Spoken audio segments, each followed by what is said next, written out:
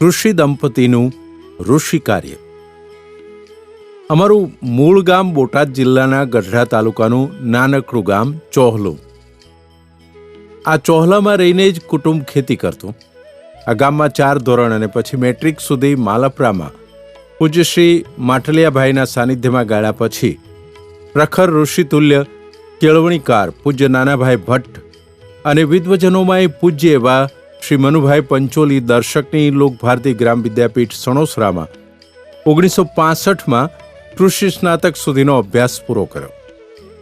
ભણીને ખેતી જ કરવાની છે એવી પિતાજીની આજ્ઞા, એટલે હું ભણ્યો પણ ખેતીવાડીનો. અને લગ્ન થતાં જીવનસાથી તરીકે પત્ની ગોદાવરી મળી, એ પણ ડાબી ધૂંસરીએ જૂતી ખેતીમાં હારોહાર સાથ આપી પૂરું બળ કરાવે એવી મળી કામઢી. 3 વાતનો એવો થયો મેળ કે નિર્ણય કર્યો, બસ ખેતી જ કરવી છે અને કરી બતાવવી છે. પરસેવાની મહેનતનો રોટલો રળી દેનાર ખેતી વ્યવસાયને જ આરાધ્ય દેવ બનાવી અભ્યાસ દરમિયાન મેળવેલા જ્ઞાનનો પોતાની ખેતીમાં અજમાયશ કરવાનો નિર્ધાર કર્યો. ગામના પાદરમાં જ આવેલી કાળુભાર નદીના સામે કાંઠે કુટુંબની જમીન પણ હતી એકદમ ઢાળવાળી અને બિનપિયત. અરે કુટુંબના ભરણ પોષણમાંય તૂટો પડે બોલો. અને એમાં અચાનક થયું પિતાજીનું અવસાન. કુટુંબ હતું મોટું, એનો સઘળો ભાર આવી પડ્યો મારા માથે. પતિ પત્ની બંને જણાએ કમર કસી અને ખેતીને વાયેબલ યુનિટ એટલે કે વ્યવહારુ એકમ બનાવવા આધુનિક વિજ્ઞાનની ભેર લેવાનું વિચારી એ દિશાના પ્રયત્નો આદર્યા. આંખ કાન ખુલ્લા રાખી જ્યાંથી મળે ત્યાંથી નવી વાત, નવી પદ્ધતિ, નવું બીજ, નવા નુસ્ખા શોધી વાડી પર પ્રયોગો કરવા માંડ્યા. ખેતર મટાડી વાડી બનાવી. પહેલો સ્પર્શ કર્યો આવકના પાસાને. આટલી બધી જમીન અને બસ આટલું જ ઉત્પાદન? જમીનને પિયતની જરૂર હતી. ઉપાય સૂજો. ભૂગર્ભમાં 2-2.5 ફૂટ સિમેન્ટના ભૂંગળા દાબ્યા અને નદીનો પ્રવાહ મશીન દ્વારા પહોંચાડ્યો સીધો પડામાં. પડું બધું ખેતર મટી વાડી બની ગયું. મોલાતને પિયત મળતા ઉત્પન્ન જોરૂકું મળ્યું. જમીન સમતળ કરી. કોલેજમાં ઢાળ અને કંટૂર વિશે જાણેલું. લાંબા ચાસનું ઊભા ઢાળવાળું વાવેતર બંધ કરી વચ્ચે પાળા બાંધી બનાવ્યા બ્લોક. કેનીથી જમીન લેવલ કરી પાણી ધક્કે ચાલે એવું કર્યું. નવા બીજ દાખલ કર્યા. તે દિવસોમાં નવા બહાર પડી રહેલા કપાસ શંકર 4 અને બાજરી CJ 104ના બીજનું વાવેતર કર્યું. લોકભારતી સંશોધિત લોકવન ઘઉંનું તાજું જ બહાર પડેલું તે ક્રાંતિકારી બીજ વાવ્યું. સૌરાષ્ટ્ર માટે તે વખતે નવા ગણાતા એવા જીરું પાકનું વાવેતર કર્યું. મગફળી પ્લોટ તો જિલ્લાભરની હરીફાઈમાં પ્રથમ આવ્યો. રાસાયણિક ખાતરો અને પેસ્ટિસાઇડ્સનો ઉપયોગ આદર્યો. હજી સુધી લોકો છાણિયા ખાતર સિવાય બીજું કોઈ ખાતર વાપરતા જ નહીં. પણ અમે તો નવું વિજ્ઞાન જાણતા થઈ ગયા હતા. સુપર ફોસ્ફેટ અને યુરિયા ખાતર જેવાની શરૂઆત કરી. પછી તો DAP ને એમોનિયમ સલ્ફેટ તથા પોટેશિયમ સલ્ફેટ જેવા ખાતરો બજારમાં મળતા થયા, જે બધાના ભરપેટ વપરાશે ઉત્પાદનમાં ઓર જોશ આવ્યો. જમીન એક શેઢે કરી, થોડી વધારી. કાકાનું કુટુંબ જુદું થતાં જમીન અડધી અને 3 ટુકડે ભાગે આવી. એક ટુકડાના અદલા બદલા, બીજામાં ઉપરિયામણ અને ત્રીજો વેચાણ કરી બાજુનો વેચાતો લઈ બધી જમીન એક શેઢે કરી. અરે જમીન વધી ગઈ. વચ્ચેના શેઢા કાઢી નાખ્યા. વાડી ફરતી વાડ કરી. શેઢાની દેશી બોરડીના જાળા પર ગોલા અને ઉમરાન બોરની કલમો લગાડી. વાડી અંદર રસ્તાઓનું આયોજન કર્યું. રળવાની મજા આવે એવું ખેતીનું રૂપ ગોઠવાયું. ફળ વૃક્ષોને કરાવ્યો વસવાટ. વરસ પછી વરસ વીતવા માંડ્યા. ક્યારેક સારું, ક્યારેક મોડું. વરસાદની અનિયમિતતા મોસમી મોલાતમાં ધારું થવા દે નહીં. આ પરિસ્થિતિમાં ફળ વૃક્ષોને ભેરું બનાવ્યા. પહેલા રોપ્યા ખડતલ પાક લીંબુ ને ચીકુ. પછી ઓછી માવજતે ઉછરી જાણે એવા બોર, જામફળ, સીતાફળ, આંબળા અને ગણેશ દાડમ લગાડ્યા. શેઢાને રસ્તાની ધારે ઉછેર્યા ખલેલા ને નબળી જમીનમાં રોપાણ કર્યું ગુંદા ને આંબલીનું. અડધા એક વીઘામાં રોપી દ્રાક્ષ અને મંડપ પણ બનાવ્યો પાકો. જોત જોતામાં 4,000 ફળ વૃક્ષોથી 60 વીઘાનો બાગ માંડો લહેરાવા ને તૈયારી થઈ ગઈ વાડીએથી જ ટ્રક લોડ ફળોના ઉત્પન્નની. મન માંડું પોરહાવા. આ બધું કુદરતને મંજૂર ન હોય તેમ 1985, 86 અને 87 એમ ઉપરા ઉપરીના 3 ખાબક્યા દુકાળ. કૂવાના પાણી ડૂક્યા, તળ તોડાવ્યા, આડા ઊભા દાર કરાવ્યા. પણ કુદરત રૂઠ્યું હોય ત્યાં માનવી શું કરી શકે? પાણી ના વધ્યા. 60 વીઘાનો આખો બાગ પાણીના પોકારો કરતો મરવા પડ્યો. જમીનમાં રહેલા ભેજને ઉડી જતો અટકાવવા ખામણામાં ડુહા, કુંવળ, પરાળ, ચોળો, પાંદડા જેવા ખેત કચરાનું મલ્ચિંગ કર્યું. પણ નીચે ભેજ જ રહ્યો નહોતો. શું બચે? અમારા ખેતી જીવનનો આ વહમો કાળ હતો. ઝાડ બચાવવાના પ્રયત્નો અને ટપકનો સહારો. મૂળ વિસ્તારમાં માટલા દાટી પાણી ભરી જોયું, પણ ઉકેલ કાયમી ન લાગ્યો. ડ્રીપ ઇરિગેશનની વાત જાણી. ડીલરને વાડીએ બોલાવ્યા, સર્વે કરાવ્યો.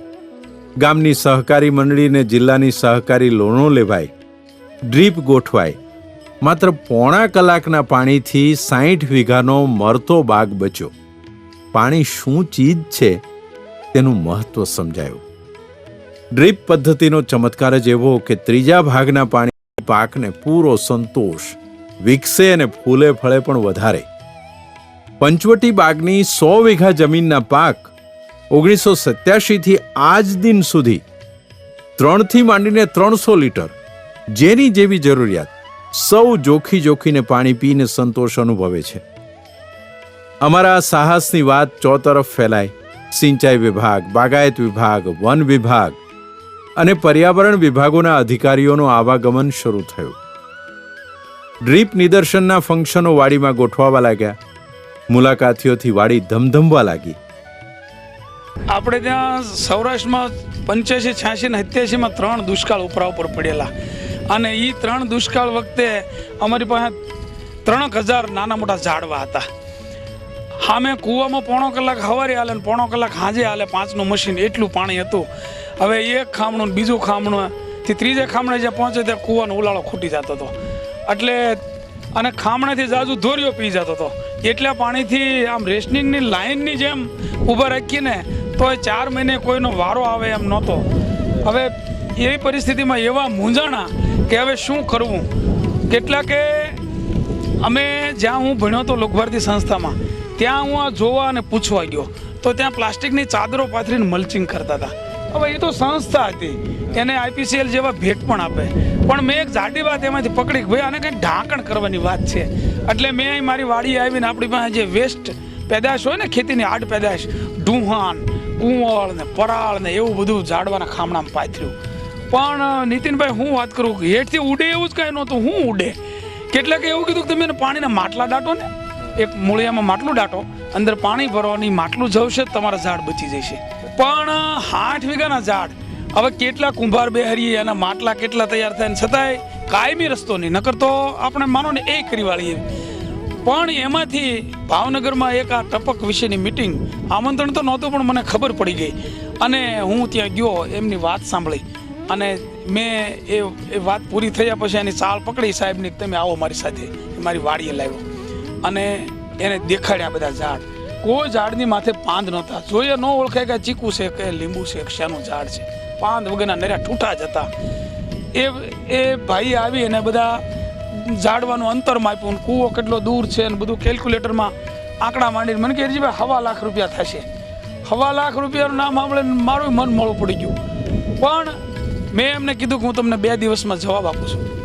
ઘરે જઈને વિચાર કરીએ કે મારું બેટું આ 1.25 લાખ રૂપિયા હાલદમ લાવવા ક્યાંથી, આનું વ્યાજ અને આ ન આલ્યું તો વાડી આવી એમ થાય કે આ નહીં કરીએ તો ઝાડ બધા મરી જાય. એટલે 2 દિવસના વિચારને અંતે એમ લાગ્યું કે આપણે આ સાહસ કરવું. અમે અમારી ભાવનગર બેંકના જે ચેરમેન હતા એ અમે એક નિશાળના વિદ્યાર્થીઓ, લોકભારતી સણોસરાના એ પણ વિદ્યાર્થી, મેં એમને કીધું, ફોન કર્યો કે ભાઈ અમારા ઝાડવાની ભેર કરો. એમણે અમારી મંડળી ઉપર એવો ફોન કર્યો બેંક ઉપર કે ઈરજીભાઈના 7, 12, 8 આના કાગળો પછી કરજો, એમના ઝાડવાની ભેર કરવી છે, એમને એ કે એટલો ડ્રાફ્ટ લખી આપો. મેં એ કંપનીવાળાને આપ્યું. જ્યોતિ કંપની તે દિવસે કામ કરતી હતી. અહીં સામાન આવી ગયો, અમે યુદ્ધના ધોરણે કામ ઉપાડ્યો. પીવીસી જમીનમાં એ નહોતી દાટી, ઉપર મૂકી દીધી. નાના ઝાડવાને એક ડ્રીપર ને મોટા ને 2 બટન એના લગાડ્યા, ટપક્યા અને હેન્ડલ માર્યું. ટાંકી નહીં લાઇટ. પણ અમારું 1.5 કલાક પાણી ચાલતું હતું ને 1.5 કલાક ચાલવાનું. પેલું મુંજાઈ પાણી પડતું હતું. ટીપા પછી ટીપું પડ્યા કરે. અમે રોજ જોયા કરીએ. પણ એ ટીપાની કમાલ 6, 7મે દિવસે અમારા બધા ઝાડવાને કોઈને લાલ, કોઈને પીળી, કુણી ટહર્યું આવી ગઈ. નીતિનભાઈ, પાણી શું ચીજ છે એ વખતે અમને સમજાણું અને અમે નક્કી કર્યું કે પાણીને છે ને એ વિવેકથી જ વાણીથી વિશેષ કાળજી રાખીને વપરાય. આજે 15 વર્ષ થયા છે.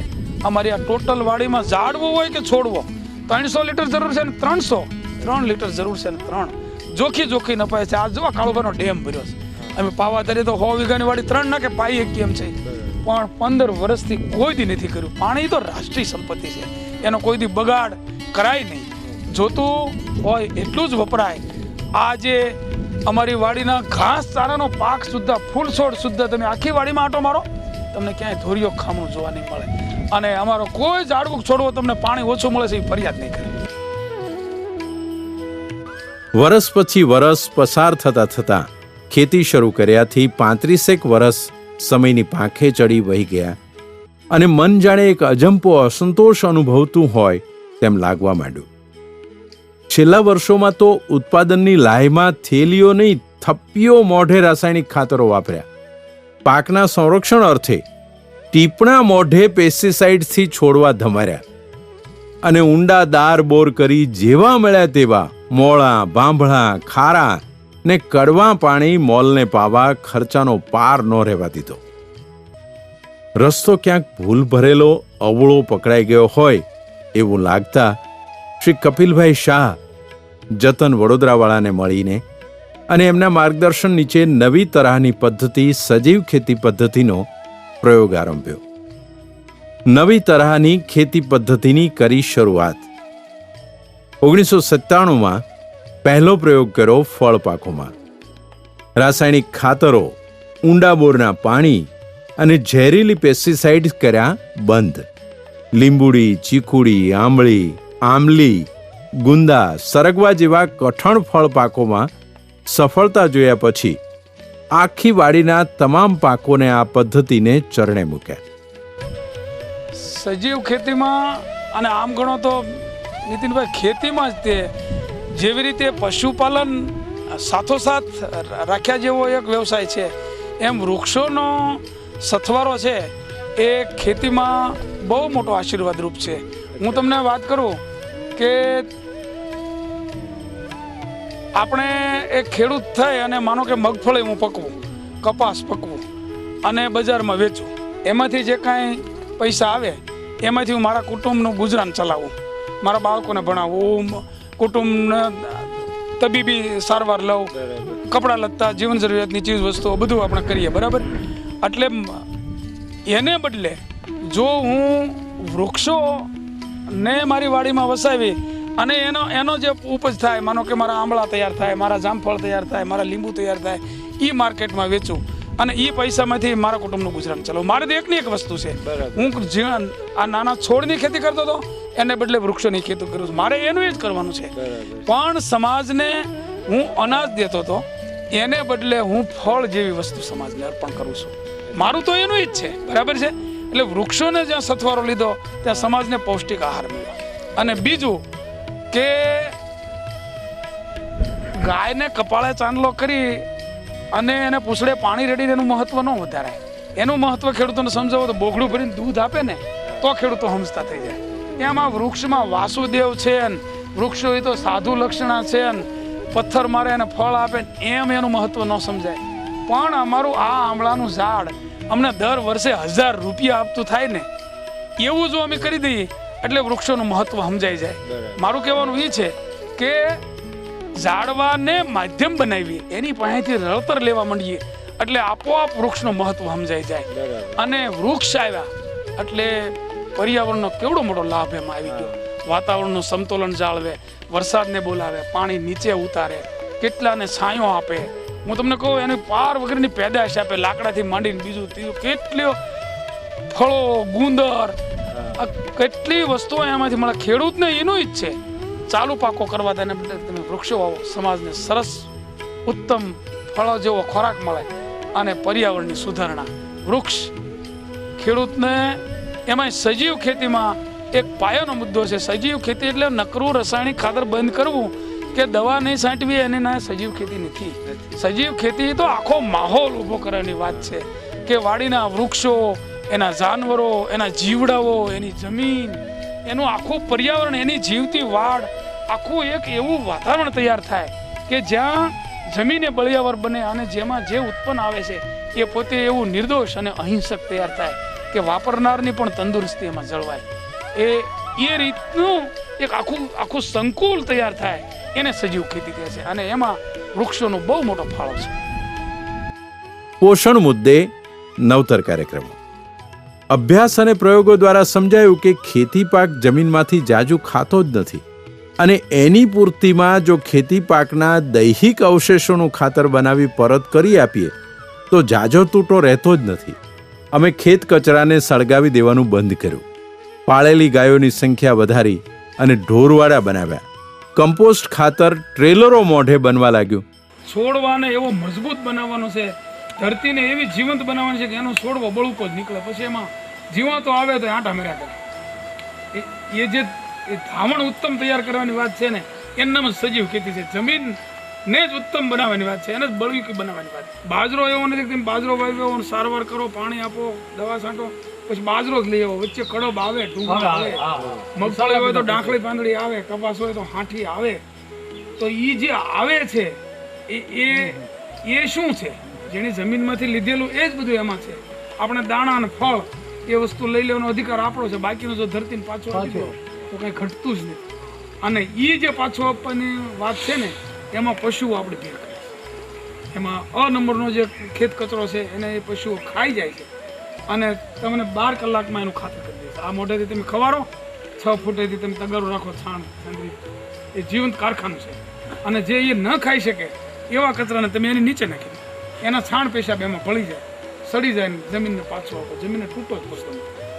શેડ ઊભો કરી અળસિયા પાડ્યા, વર્મી કમ્પોસ્ટ તૈયાર થવા માંડ્યું. દિવેલી લીંબોળીનો ખોળ, કુકડા ચરક, બોનમિલ જેવાનું ઉમેરણ અને જીવામૃત બનાવી પાવાનું શરૂ કર્યું. અહીંયા બહારથી અળસિયા, પાલતુ અળસિયા લાવીને અહીંયા મૂક્યા છે. તો આપણી જમીનમાં પણ હોય અત્યારે ચોમાસામાં તો ઘણી બધી જગ્યાએ આપણને જોવા મળે છે. એ જમીનમાં જે અળસિયા હોય ને નીતિનભાઈ, એ અને આ અળસિયા બે જુદા છે. ઓ અળસિયા બહુ મહત્વના છે. જમીનમાં જેટલી અળસિયાની સંખ્યા વધારે એટલી આપણી જમીન છે એ વધારે ફળદ્રુપ અને વધારે પાણીનો નિતાર થઈ શકે. અળસિયું જમીનનો ખેડૂતનો ભાઈબંધ કહેવાય, ખેતી કરનારો કહેવાય. હળદ છે આપણું એક, પણ એ જમીનની અંદર રહેનાર અળસિયા છે જે માટી વધારે ખાય છે, કૂચો અને છાણ ઓછું ખાય છે. જ્યારે આ એવા એક સ્પેશિયલ જાતના અળસિયા છે કે જે કૂચો અને છાણ વધારે ખાય છે. હવે આપણે પહેલા જોયું કે ઢોરવાડામાં જે તૈયાર થાય છે એ ખાતર તો અમે વાળીને આપીએ છીએ, પણ છતાંય માનો કે આપણે રાસાયણિક ખાતર નથી વાપરવું એટલે છોડવાને કંઈ ભૂખ્યા તો નથી રાખવા, તો એને હજી કંઈક બીજું પોષણ આપવું હોય તો શું આપી શકાય? તો કે કાંઈક થોડોક છાણ, વાડીનો જે કચરો છે એને અડધો શેડવ્યા કેળે આ અળસિયાને જો એની અંદર મૂક્યા હોય અને અળસિયા જો ખાઈને જે અગાર કાઢી દે એ એનાથી અનેક ગણી કિંમતી થઈ જાય છે, અનેક ગણી તાકાત પૂરનારી થઈ જાય છે. એટલે આપણી વાડીમાં જરૂર પડે એટલું ખાતર તૈયાર કરવા માટે થઈને અમે અહીં થોડાક અળસિયા પણ પાડ્યા છે. જમીનના અળસિયા એ ખેડૂતના ભાઈબંધ છે. એ 24 કલાકમાં 20 વખત નીચે જાય છે, 20 વખત ઉપર આવે છે અને દરેક વખતે જુદું કાણું બનાવે છે. જેની એની રચના જ શરીરની એવી છે કે એ કાણું બનાવતું હોય ત્યારે એને આગળ ડ્રિલિંગ જેવું નથી, પણ એ આમામ કરીને આગળ ચાલે છે, કોઈ વસ્તુને કાપતું નથી. અને એના શરીરમાંથી એવો રસ એક ઝરે છે કે એ જે કાણું જે બનાવે છે, હોલ બનાવે છે, એ એમનામ લીપાઈને એ અળસિયું નીકળી જાય તો હોલ એમનામ સાબુત રહે છે. એટલે હવાની અવર જવરમાં, પાણીને નિતારમાં એ જમીનને પોચી કરવાનું એવું સરસ કામ કરે છે. એના દ્વારા નીકળતી હગારી તો ઉત્તમ ખાતર છે જ, પણ ખેડૂતનો એક હળ બનીને જમીનને પોચી કરવામાં ખેડૂતનો મિત્ર બની રહે એવું અળસિયું. હિરજીભાઈ, આ આ જે પાંદડા છે એ હજી નથી અહીંથી ઉપાડ્યા? નીતિનભાઈ, એમાં એવું છે ને કે ઘણા બગીચાવાળા આ બધું ઉપાડીને ચોખ્ખું કરી નાખે છે. હવે હું તમને એમ કહું કે આ પાંદડા છે એ આટલો બધો થર આમ જુઓ તમે, આ બધું ખાતર જ છે, માટીની સાથે મળી જાય અને એના ને એના પડેલા છે. આપણે ફળ લઈ લીધા પછી આ એની નીચે આ બધું સડીને ખાતર થઈ જવાનું છે. અચ્છા. હવે તમે જુઓ એટલામાં એનો છાંયો પડે છે, ક્યાંય ઘાસ પણ ઉગેલું નથી. અમારે અહીંયા ખેડૂતો આવીને ઘણા એવો જ પ્રશ્ન કરે છે કે આમ જુઓ તમે, આ તો બીડ થઈ જવા દીધું છે, આટલું બધું ખડ આની અંદર. મારે તમને એ કહેવું છે, તમે તો ખેડૂત છો, કે ભાઈ આ ઝાડને જ્યાં મૂળ વિસ્તાર છે એને ખોરાક જ્યાં લેવાનું છે, ત્યાં ક્યાંય ખડ ભાળો તો મને કહો. અહીંયા બાકીના ખાલામાં છે, અહીં જમીન તપતી નથી અને એ આ તો આપણો ખોરાક નથી, નકર આપણને ખાવાનું મન થઈ જાય એવું અમારી ગાયોનો એ ચારો છે. અને જમીનમાં આને હિસાબે ઢાંકણ રહે છે. ભગવાન જ્યાં કોઈ પણ છાંયો નથી ને ત્યાં જ ઘાસ ઉગાડે છે. અહીં તો છાંયો છે એટલે અહીં ઘાસ નથી. હવે આ તમે પાંદડાનું કીધું, આ પાંદડા ખાતર થાય છે, હવામાં બાષ્પીભવન દ્વારા નીચેના ભેજને ઉડવા દેતું નથી અને એટલે મલ્ચિંગ તરીકેનું કામ કરે છે. ઉપરથી ચીકુ અમે પાડીએ ને તો ગાદી જેવું કામ કરે છે, કોઈ ચીકુને ટોચો લાગતો નથી. એટલે એવી ગણતરી પૂર્વક જ અમે અહીં રાખ્યું છે. પાકની ફેરબદલી, મિશ્ર પાક પદ્ધતિ, લીલો પડવાશ અને કઠોળ પાકના વાવેતર વધાર્યા. જૈવિક કલ્ચરોનો ઉપયોગ અને ગોબરગેસ ખાતર પ્લાન્ટની રબડી દ્વારા ખેતી પાકની ખોરાકી જરૂરિયાતો સંતોષાય. પિયતના મુદ્દે વર્ષોના અનુભવે અમે જોયેલું કે પાકને પાણીની નહીં, માત્ર ભેજની જ જરૂર હોય છે.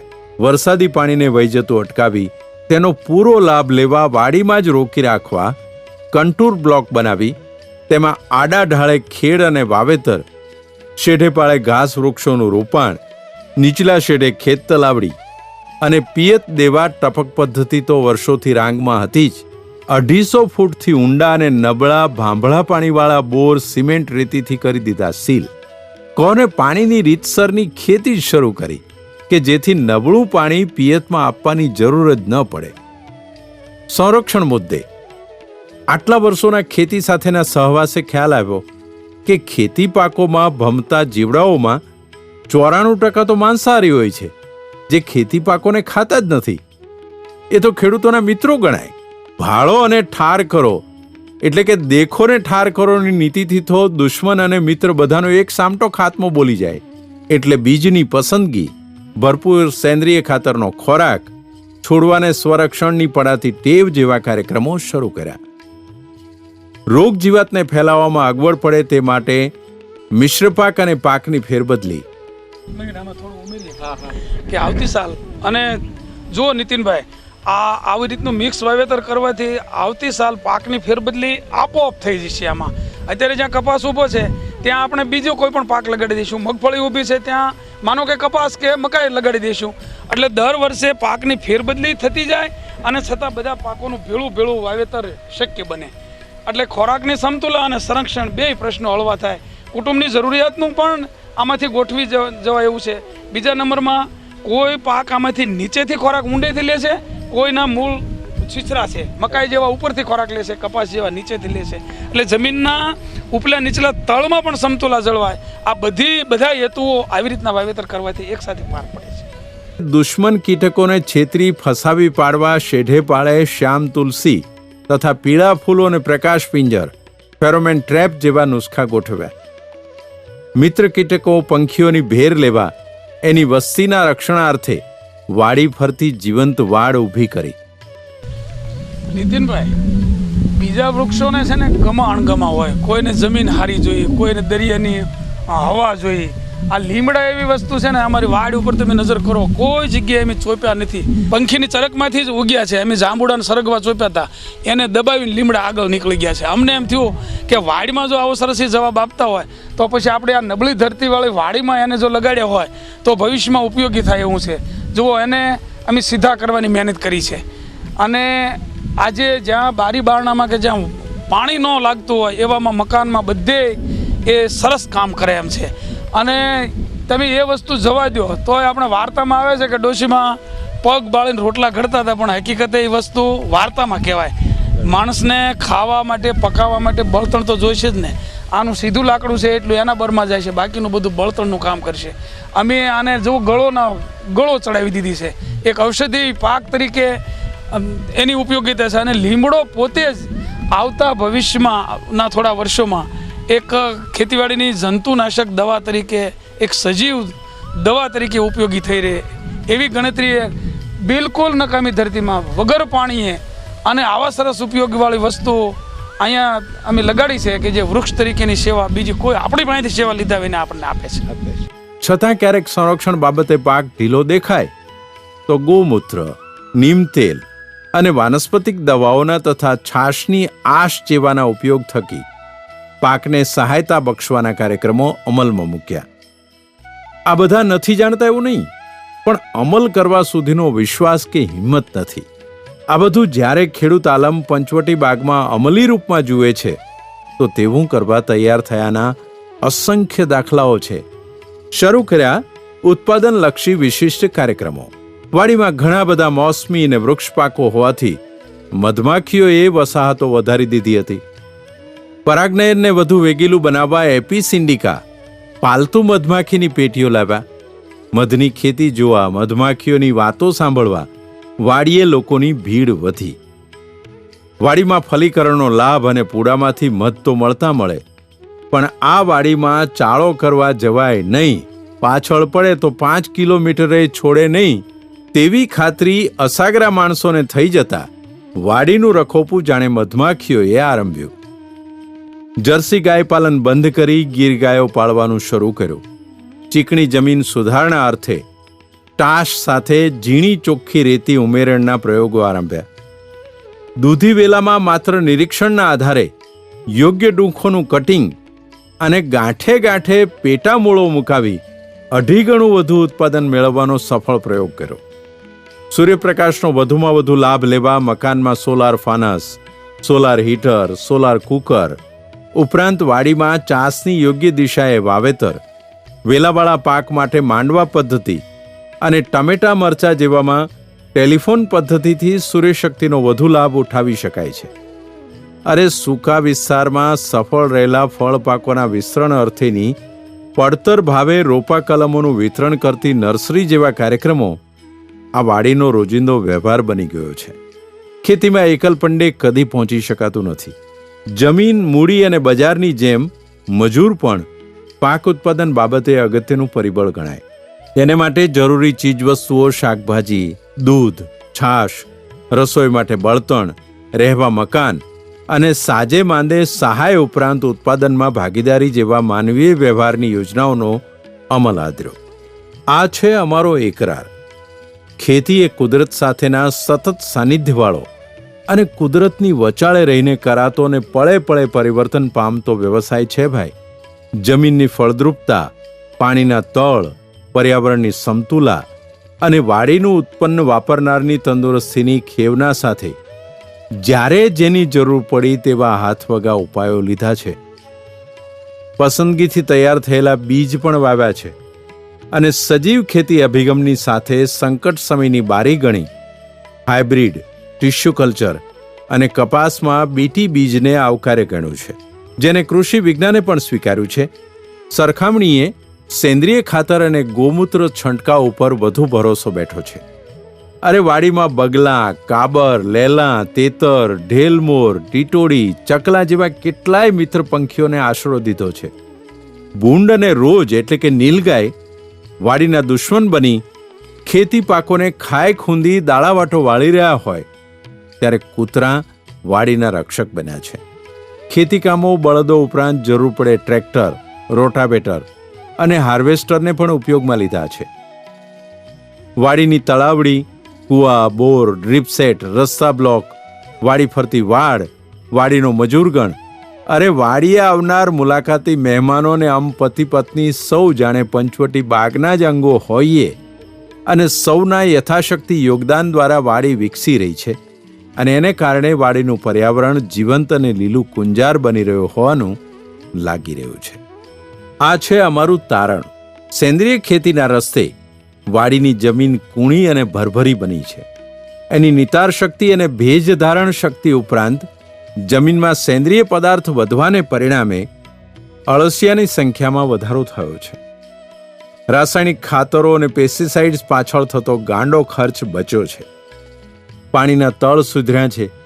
ઉપજમાં એક ધારાપણું આવ્યું છે. અરે ઉત્પાદન પણ નરવું ને વધુકું મળી રહ્યું છે. ખેતીમાં કદી કંટાળો કે અફસોસ પ્રગટ થયા જ નથી. પરસેવે નિતરાવતી ખેતી આનંદ આપનારી બની છે.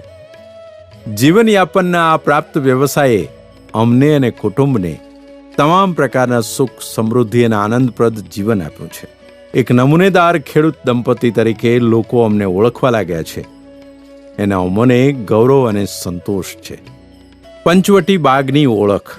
અમારો પંચવટી બાગ એટલે અમારા 5 ભાઈઓની સહિયારી પાડી. સમૂહ જીવનના અમાપ સુખ અમે સૌ ભોગવી રહ્યા છીએ. મુલાકાતીઓનું આવાગમન. પંચવટી બાગ હવે ખેડૂતો માટે ખેતીની સર્વાંગી બાબતો માટેનું નિદર્શન કેન્દ્ર બની ગયો છે. શાળા મહાશાળાના વિદ્યાર્થીઓ, સહકારી મંડળીના હોદ્દેદારો, ખેડૂત તાલીમ વર્ગના તાલીમાર્થીઓ, વોટરશેડ અને સર્વોદય યોજનાના ગામડાઓના યુવાનો તો આવે, પણ મહિલા મંડળોની તો બસો ભરીને આવે. અધિકારીગણની જીપો અને તદ્દન અજાણ્યા હોય એવા રિક્ષાઓ ભરીને આવે. કોઈ વાર તો મુલાકાતીઓની ટુકડીઓ દોઢે ચડી જાય. વાડીનું કામ ક્યારે કરવું તે સવાલ બની જાય. છતાં અમને તેમના આગમનથી તો ખુશાલી જ મળી છે. કારણ કે આટલા બધા ખેડૂતો, વિદ્યાર્થીઓ, વિજ્ઞાનીઓ, તજજ્ઞો, અભ્યાસુઓ અને અનુભવીઓ વાડીમાંથી કંઈક ને કંઈક ઉપયોગી વાત સાથે લઈ જતા હોય તો તેમાં જ આપણા જીવન કાર્યનું સાર્થક્ય નથી. સમાજે કરેલી કદર. અમારા કામની કદર રૂપે સમાજે, સામાજિક સંસ્થાઓએ અને સરકારશ્રીએ માનપત્રો, શાલ સન્માન અને એવોર્ડોથી નવાજ્યા છે. સુખ વહેંચણીના પ્રયત્નો. વર્ષોના અનુભવે ખેતી કરતા અમને સારા નરસા જે કાંઈ પરિણામો મળ્યા છે તેના પરથી અન્ય ખેડૂતો ધડો લઈ શકે તે વાસ્તે સુખ વહેંચણીના પ્રયત્નો આદર્યા. જેમ કે દૈનિક અખબારોમાં લખાણો, કૃષિ વિજ્ઞાન, ખેતીની વાત, સમૃદ્ધ ખેતી, ગ્રામ જતન, કોડિયું, ગ્રામ સેતુ, સરદાર જ્યોત, કૃષિ કર્મ, એક પ્રયાસ જેવા કૃષિ, શિક્ષણ અને સંસ્કારલક્ષી અનેક સામયિકોમાં લખાણો કોઈમાં નિયમિતપણે તો કોઈમાં ક્યારેક પ્રસિદ્ધ થતા રહે છે. કૃષિ વિષયક પુસ્તકો, અનુભવ આધારિત લખાણોના કુલ 31 જેટલા અમારા દ્વારા લખાયેલા પુસ્તકો લોકોમાં આદર પામ્યા છે. આવાજ દે મોબાઈલ ફોન સેવા. દર બુધવારે ને રવિવારે સવારના 6 થી 7ની વચ્ચે સજીવ ખેતીને લગતા પ્રશ્નોના જવાબ મોબાઈલ ફોન દ્વારા રેકોર્ડ કરાવાય છે. ખેતી એક સંપૂર્ણ કુદરત ઉપર આધારિત વ્યવસાય છે. જ્યારે કુદરતની સામે પડવાની મહેનત લીધી છે ત્યારે ઝાઝા ભાગે કારમી થપાટ ખાધી છે. પણ તેની સાથે સંવાદ સાધતા રહી, એના તાલમાં તાલ મિલાવતા રહી, ખેડૂત તરીકેના આંખ કાન ખુલ્લા રાખી, વિજ્ઞાનને ભેરે રાખી, નવું જાણતા રહી, પર્યાવરણ કહે તેમ સમયના પરિવર્તન કરતા રહી, જાગતલ ખેડૂત તરીકે મહેનત ચાલુ રાખીએ તો પ્રામાણિક રોટલો રળવામાં ખેતી ક્યારેય તાણ પડવા દેતી નથી એવું અમે પુરવાર કરી શક્યા છીએ. આ પ્રામાણિક અને શ્રમનિષ્ઠાના રસ્તે સુખ, સમૃદ્ધિ અને શાંતિ સંતોષ જરૂર મળી રહેશે. વધુ માહિતી માટે સંપર્ક સાધશો. હિરજી ભીંગરાડિયા, પંચવટી બાગ, માલપરા, જિલ્લો બોટાદ.